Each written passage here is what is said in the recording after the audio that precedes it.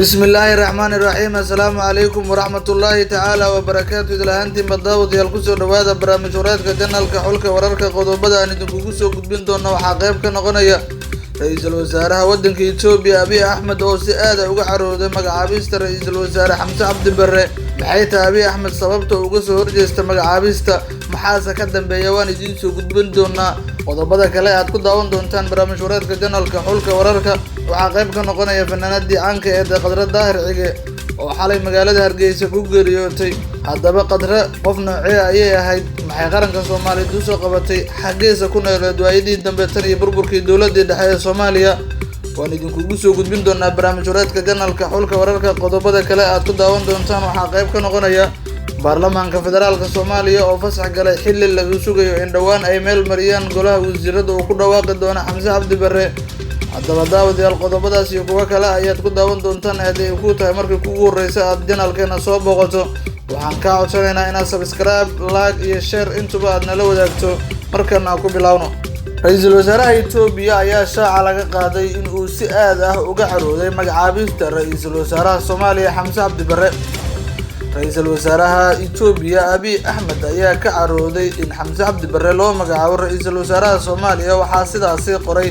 wargeyska caanka ah ee African Intelligence leedaado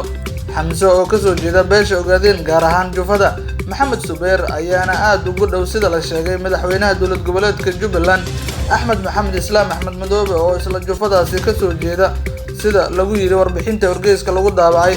sanado badan oo Jubbaland ay noqotay goobaha ay gabaadka ka helaan mucaarad Itoobiya ee beel ahaan xiga Xamse iyo Axmed Madoobe ayaa warbixinta lagu faaleeyay xubnaha ayaa waxaa ka mid ah taageerayaasha madaxweynihii hore ee gobolka Soomaalida عبد محمود عمر أو لو يقانا عبد إلي كاسو كسو جيدا إسلام محمد سوير عبد إلي أيا وحا وحلفلاها كوحدي TPLF ay ka talinaysa wadanka Itoobiya dagaalka kula jirto xukuumadda ra'iisul wasaare Abiy Ahmed tan iyo bishii November 2020 عبد إلي ayaana la xiray bil kadib markii uu xilka uu la wareegay ra'iisul wasaare Abiy Ahmed 2018 waxaana kadib qaar ka mid ah xubnihii aadka ugu dhawaa ay u carareen Soomaaliya ayay jira warbixinta ka soo baxday wargeyska caanka ah ee African Intelligence magacaabista Xamse oo noqotay qofkii ugu horreysay oo ogaadeen ah oo xilkan qabta Soomaaliya ayaa farxad gelisay mas'uuliyiinta ururka ONLF ee aadka ula dagaalayay dawladda Itoobiya oo madaxdooda sidoo kale Muqdisho uga qayb galay arrimo saarkii madaxweynaha Soomaaliya Xasan Sheekh Maxamuud ka hor inta aan la magacaabin Xamse Cabdi Barre hasaatee waxaa farxadda la wadaagin madaxweynaha gobolka Soomaalida ee hadda talada haya Mustafa Cagjar oo aad ugu dhow ra'iisul wasaare Abiy Ahmed isla markaana ay xiisada kala dhaxayso hoggaanka ONLF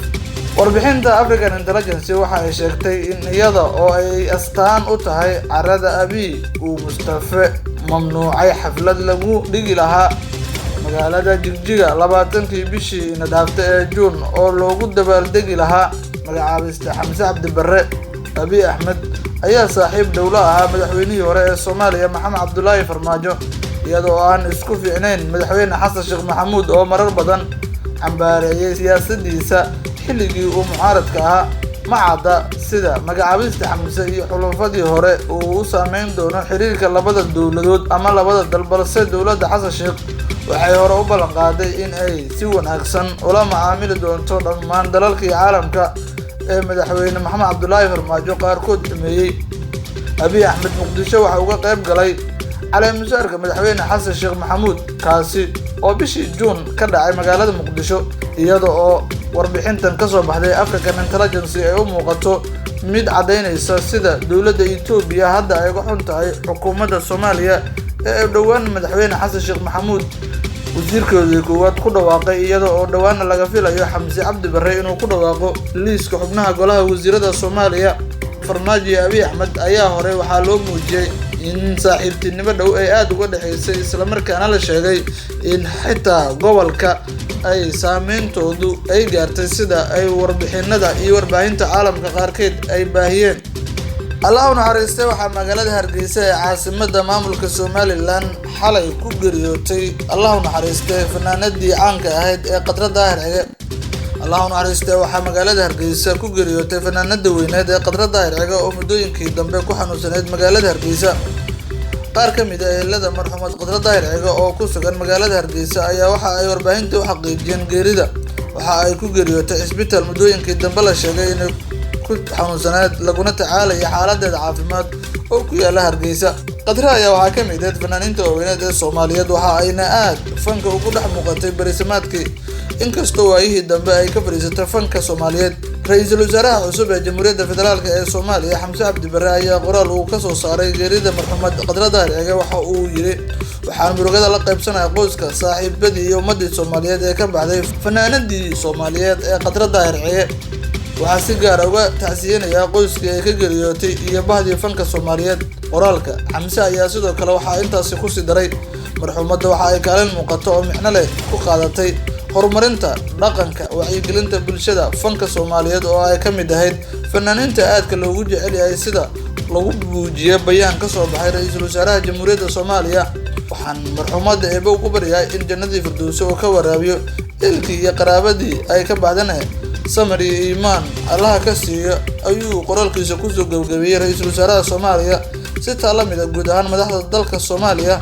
heer dowlad goboleed iyo heer federaal ayaa si weyn uga tacsiyay geerida marxuumadda Khadra Daahir Cige oo bahda fanka Soomaaliyeed qiimo iyo wanaag badan ay ku lahayd sida hore loo muujiyaba. Khadra Daahir Cige barnaamij gooni ah oo taariikhda ku saabsan ayaanu idinkaga diyaari doonaa, waxaana ku daawan doontaan muuqaalkan midka xiga insha Allah. Baarlamaanka Federaalka ee Soomaaliya ayaa waxaa loo diray fasax uu muddo kooban geli doono. xildhibaanada golaha shacabka baarlamaanka federaalka ee Soomaaliya ayaa la siiyay fasax 15 maalmood ah si ay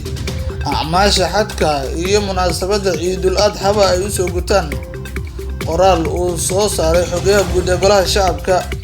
isla markaana xildhibaanada lagu faray in ay fasax yihiin 15 maalmood ee soo socota, iyadoo oo lagu wargeliyay in 16 bishan ay ku soo laabtaan magaalada Muqdisho iyo guud ahaan kulamada golaha. Mudane